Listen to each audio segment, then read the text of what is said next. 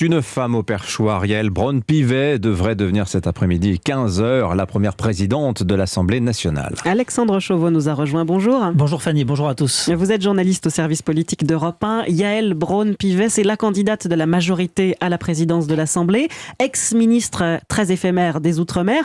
Bon, il n'y a pas vraiment de suspense, Alexandre. Elle devrait être élue cet après-midi. Oui, alors elle fera face aux candidats des autres groupes, mais qui n'ont en réalité aucune chance puisque le scrutin favorise le parti majoritaire. Elle deviendra donc à 51 ans le 4e personnage de l'État et succédera ainsi à Richard Ferrand à la tête d'une assemblée particulièrement fracturée. Yaël Braun-Pivet, avocate pénaliste de formation, est arrivée en politique à la faveur de la première vague macroniste en 2017, réélue cette année députée des Yvelines. Elle s'est notamment distinguée pendant 5 ans à la tête de la commission des lois où elle a traité entre autres l'affaire Benalla, la crise des gilets jaunes et l'épidémie de Covid-19.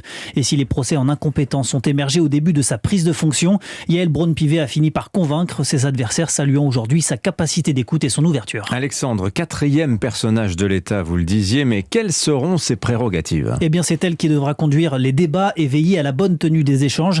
Elle aura également la charge de nommer un membre du Conseil constitutionnel lors de chaque renouvellement, mais aussi 2 des 6 membres du Conseil supérieur de la magistrature.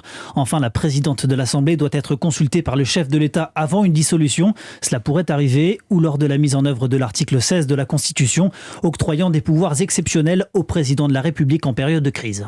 Alexandre Chauveau du service politique d'Europe 1.